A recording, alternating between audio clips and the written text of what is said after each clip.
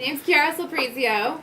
I am in the Department of Classics and Archaeology, and I've been teaching at LMU since spring of 2010. I was an adjunct for one semester. The last 3 years I've been full-time. This semester is my last semester.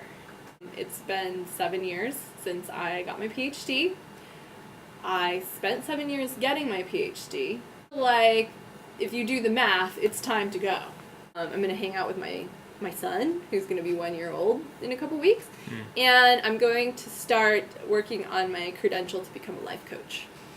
Maybe in the future someday I'll teach a class here and there. I don't hate teaching, just want to do something different and be rewarded for my work in a way that's going to allow me to live the life I want to live.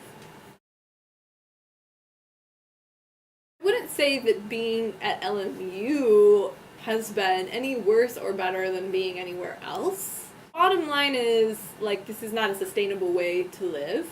I just can't live like that anymore. I need stability, I need continuous income. LMU has been a perfectly fine place to work, but I'm burnt out. I teach 4 classes a semester. I've been doing that this is my 4th year. I'm just kind of tired. Teaching the 4 and the 4 is just a lot of work. I work about 60 hours a week. I've got to find a way to give myself the things that I would be getting otherwise. And give myself a break and just kind of regroup. I think one of the problems with LMU is there hasn't been a lot of acknowledgement or awareness of part-time or contingent faculty. We crunched the numbers last year when we started this group called the Contingent Faculty Network, just to see how many of us there even were. You'd think that would be the kind of information that the administration would know.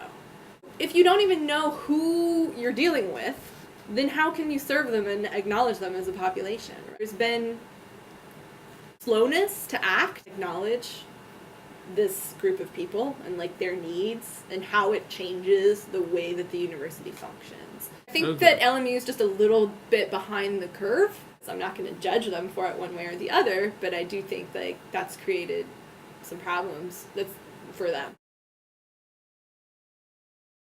Support the efforts of the part-timers to unionize. The union's coming in and clearly filling a hole that needs to be filled. Clearly this is something that people feel is needed. They've had a lot of time to mull it over and do something about it, and they kind of just haven't. And so in the face of that, I think the union could be a really good thing for part-timers.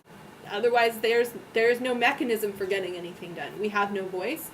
I don't think the union can solve every problem that the adjuncts are facing, but I do think it's just a good step for the adjuncts to be organized. When you unionize the adjuncts, you run the risk of then creating this permanent block of sort of second-class citizens, and I kind of worry about that a little bit.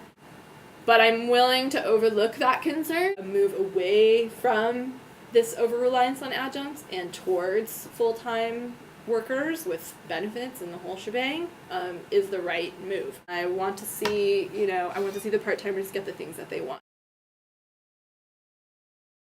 I don't know. I guess I just have always been a very politically minded person. I've always been sort of active about people and how they're being treated. I actually started sort of working on this topic out of frustration with my own positions.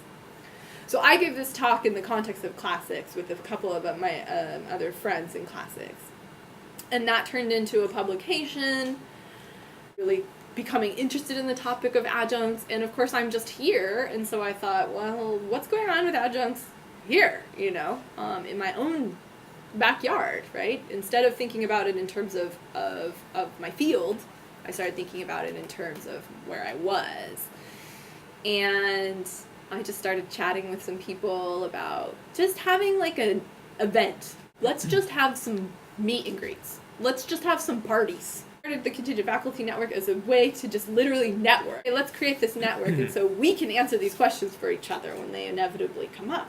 let's just make this a slightly better place for people to work. You know, out of the blue, I mean, the union, the SEIU showed up and they were like, we've heard about you guys because we have a little website that we made. And they were sort of like, we want to come in, and they used us as sort of a conduit.